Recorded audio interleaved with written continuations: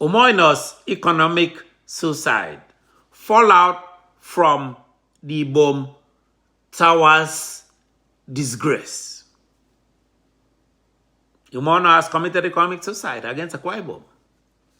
This past Wednesday, day before yesterday, as a native of Akwa Ibom, as someone whose parents and great-grandparents and parents came from Akwa Ibom, I watched with shame and disgust as Governor Umoino bowed, literally and figuratively, in front of Sanwo-Olu, Babajide Sanwo-Olu, the governor of Lagos State, and Lagos citizens, while delivering economic and psychological benefits to Lagos State, as opposed to Akwa Ibom State, where he's the governor, during the groundbreaking ceremony for Ibom Towers.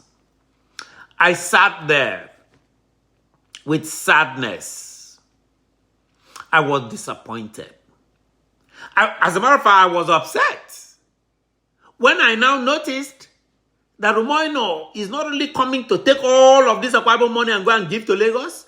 I was disappointed and upset to see him trot out the respected Obong Victor Atta, former governor of Akwa Ibom State, and other helpless Akwa Ibom leaders for display in front of cameras to demonstrate that they support his scandalous move. This was to show to the country and to deceive people in Lagos that these people support my moving tens of millions of dollars from Lagos, from Uyo to Lagos. Umoino was doing this against the good counsel of majority of his constituents in Akwa Ibom. Even the paid columnists that he pays have acknowledged that there is a very bitter debate about this very controversial move that Umoino has carried out. It was actually the pictures. I mean, you look at it, Umoino made sure that the who is who of Akwa Ibom leadership were present in Lagos. Whether they liked it or not, in my opinion, they were present. Observers. This is according to many, many observers. Why would they go there against their will? Well, Umoino controls 30 billion naira every single month of derivation money. This money accrues from Akwa Ibom position, accrues to Akwa Ibom from its position as the #1 income earner in Nigeria. They contribute the most to Nigerian budget. It is not the #1 oil producing state in Nigeria. So, who among those leaders you saw seated there in front of the TV cameras, who among them would dare say no to this self-hating project, to this suicidal project? Who? We know that past Akwa Ibom governors and even present leaders, they have failed 10 million Akwa Ibom mines. This is demonstrable. From 1987, Akwa Ibom leaders, their governors and leaders have failed the people of Akwa Ibom State. Today, they did not even have the kahunas. They did not have the courage. They did not have the liver to stop him from genuflecting in front of Lagos State. Basically, taking Akwa Ibom money and giving to them. Already, other Lagos and other states today benefit from about 300 or so thousand barrels of oil Akwa Ibom provides Nigeria every single day. Every single day. Forget about this one that I took to them. That's what Akwa Ibom provides Nigeria and all the other states in the country. Every day. That crude oil is worth $74 per barrel in the world market today. The so-called Bonny Light crude, that's the best, essentially. It's worth about $74 per barrel today. Akwa Ibom produces 300,000 every single day. Do your math.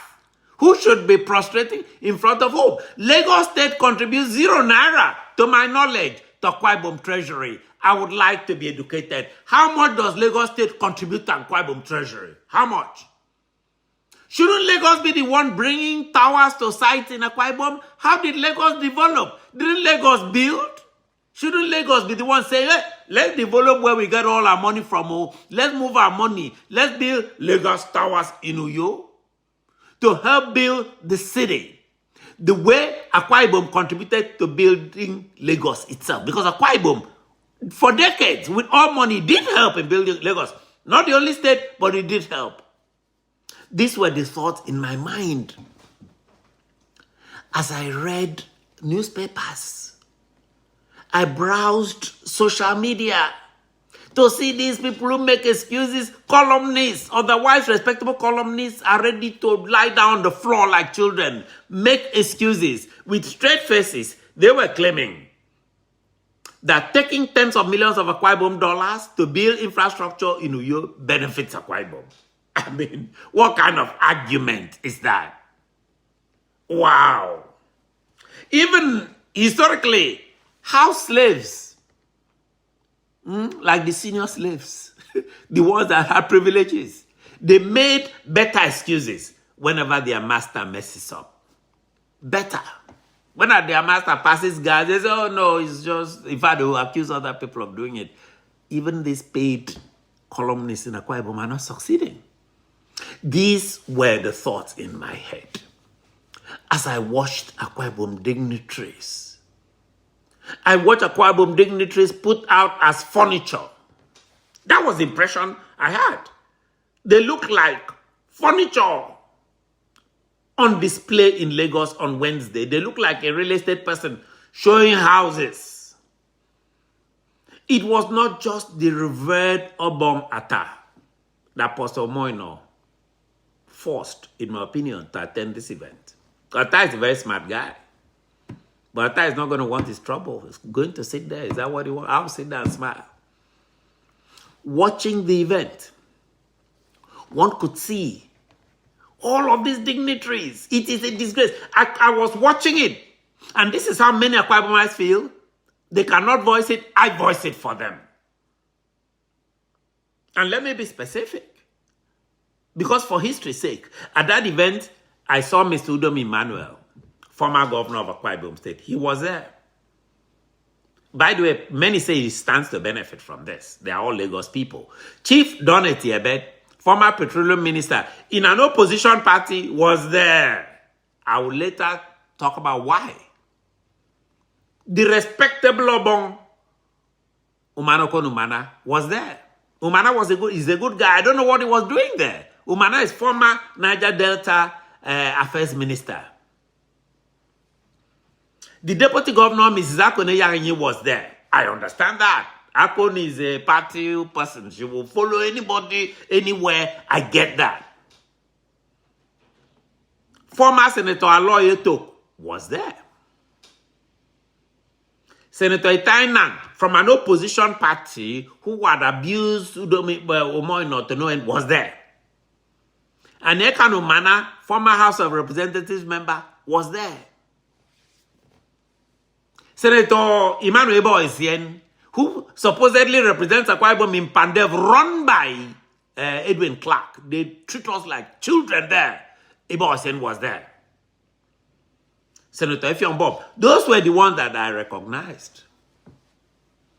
And I also saw with disappointment that two serving senators in Akwa Ibom, Ekong Samson and Aniekong Samson and Aniekan Basi, were also present there. What I was not surprised was the presence of people from the construction industry. People Moino is going to give all these road contracts and all these inflated contracts in Akwa Ibom too. People like Engineer Basi Ekanem, the chief executive of Base Engineering, Tony Nda, chief executive of Coast Link Associates.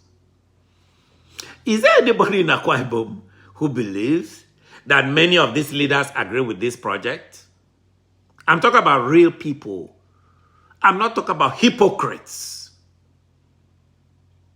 who are collecting money from Moino. I could speak with authority that most of them privately believe that this project was a mistake.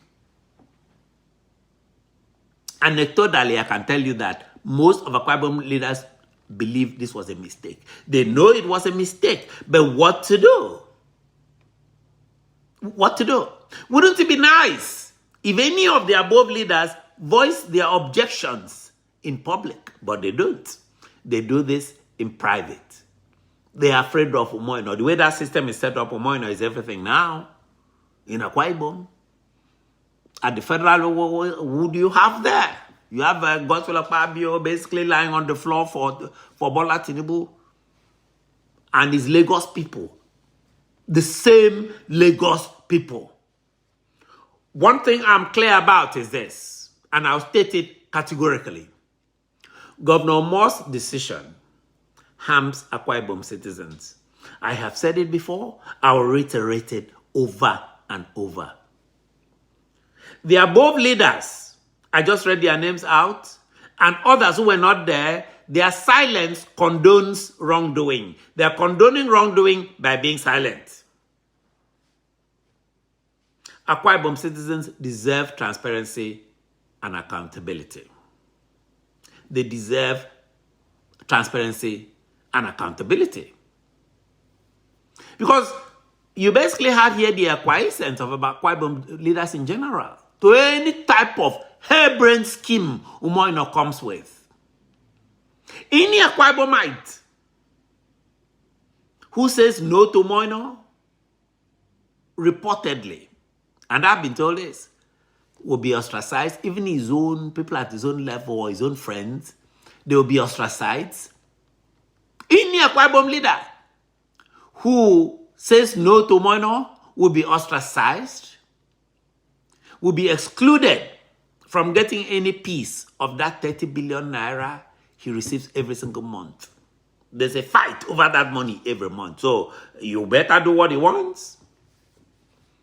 I mean, if you're an Akwa Ibom leader, whether you're an ex-senator, it doesn't matter what you are. If you don't, he will not invite you to the frequent wasteful banquets he organizes at Government House. Very frequently. He organizes those banquets, very expensive banquets. People are hungry in the state. The schools are terrible. He's organizing these expensive banquets for his elite friends. If they said no to him or tried to suggest something about this project to him, they will not receive contracts or patronage from the corrupt system run by Umoino. Umoino does this, but let's get it right. All other Nigerian governors do this too. It's not the only one. Nigerian governors run this same exact corrupt system. It's just that Umoino is now doing it on steroids. Something, ladies and gentlemen, is clearly out of whack with this Nigerian governance system. This is a system that rewards docility. It's a system that rewards silence in the face of wrongdoing. It's a system in which a simple protest, simple disagreement you have in democracy does not exist in this system. Do you notice, among all those people in the pictures and video, do you notice that no ordinary Akwa Ibom was on display? No Akwa Ibom who has achieved anything real. No talented Akwa Ibom in science is there. No talented Akwa Ibom in art is there. Nothing. So, the losers in this event was Akwa Ibom citizens. Respectable Akwa Ibom citizens. Ordinary Akwa Ibom citizens. These are citizens who are suffering with high prices of petrol and kerosene in their towns and cities. In Oron, in Okobo, in Esreke, in Abak, in Ikorekbene, in Ini, and many, many impoverished villages in Akwa Ibom. Those are the people that lost on Wednesday when Umoino stood there acting as if he was the governor of Kuwait. Those ones helplessly watched And they heard, some who did not watch heard on radio or through the press about this disgraceful act. And most of them shrugged. I talked to some of them, they were like, what do you want us to do now? They are praying to God. They are hoping for change. They are hoping for miracles. That's what people in Akwa Ibom are hoping for. Because all bets are off. Akwa Ibomites now are at the mercy of paid writers. People who write columns. I'm talking about people who go there and praise Umoino. Political opportunists who are touting this project. Tens of millions have been spent on the pages of newspaper and social media. Those are the winners. They are defending the indefensible. There's nothing to defend there. This past Wednesday will go down in infamy as a day Akwa Ibom leaders sold the state out and capitulated with Umoino in leadership in Lagos. As I have said, I have condemned this and I will continue to condemn it. I'll continue to not only condemn this, but I'll condemn other harebrained schemes the governor seems to come up with frequently. He does this. As I pointed out in the other my last podcast, he does this very frequently. Every day it comes up. He started off by giving 30,000 naira to people on the streets and called that economic policy. So let us, for the record, know this, that tens of millions of Akwa Ibom dollars have been diverted from Uyo to Lagos, and that this has been done against the will and counsel of majority of Akwa Ibom constituents. And let's get this clear. Lagos State contributes 0 naira to Akwa Ibom. 0. In fact, it's basically they benefit from Akwa Ibom. They contribute 0 naira in any kind of circumstance. Anybody that knows differently should feel free to push back. In the comment section, write about this. Akwa Ibom oil contributes significantly to Lagos development. It's a point that I made, but I need to reiterate this point. It should have been the other way. It should have been Sanwo-Olu coming to beg to pour projects into Uyo. So why can't Uyo develop like Lagos? Why is it the other way around? Do you think that Lagos started like this? You say they started by building towers, by building hotels, by building infrastructure. Why is Akwa Ibom development starting in a negative direction? This is why I have called on people. I have called on Akwa Ibomites to resist against Umoino's bad governance. Umoino's bad governance marches on. He's watching to see what he can get away with. If he can get away with this, he can probably take the whole budget and hand over to some MIA in the north. He's already moving Akwa Ibom money to different parts of Nigeria in the name of being generous. Oh, Akwa Ibom people, they're very peaceful and very generous people. But people in the diaspora are sending millions of dollars to their relatives because Umoino has not taken care of them. Akwa Ibomites do not be intimidated. I will repeat, your voices matter. This is 2024. Your voices matter. Speak out. Act. Join the fight for transparency and accountability. I'm not saying these words randomly. I want you to think about this. Share your concerns. Report government abuse. If you're afraid, contact me anonymously at ofionakwa@gmail.com. I'm able to do this podcast because people are telling me we can't speak. I said, give it to me. I will speak. Contact us privately. If you have documents, anything that you have that is against good governance, that is against your own interest, done by the government, we want to know about it. Feel free to express your own feelings. Many have expressed their feelings about this Lagos heist and disgrace by Umoino, who is acting like a Lagos boy. So the only way they will accept him, if he takes Akwa Ibom money and go and point to Lagos, report to government abuse. If you work in the ministries, report to me. email ofyongakwa@gmail.com. Our organization is acting to make sure that all of your concerns are made in Akwa Ibom, they are made nationally, they are made internationally. Speak out, resist. People would know. Umono would never be able, or any other governor, to get away with behaving like a potentate. Thinking nothing, nobody, there's no resistance, nobody can even suggest anything. I am Ofyong Akwa. Listen to the Ofyong Akwa show on YouTube. It's called the Ofyong Akwa show on YouTube. Punch that and then punch the subscribe button. Share these videos and podcasts. And even more importantly, brothers and sisters, join this fight against bad governance. Don't sit on the fence. Get off the fence. Join this fight. Take care of yourself and each other. Goodbye.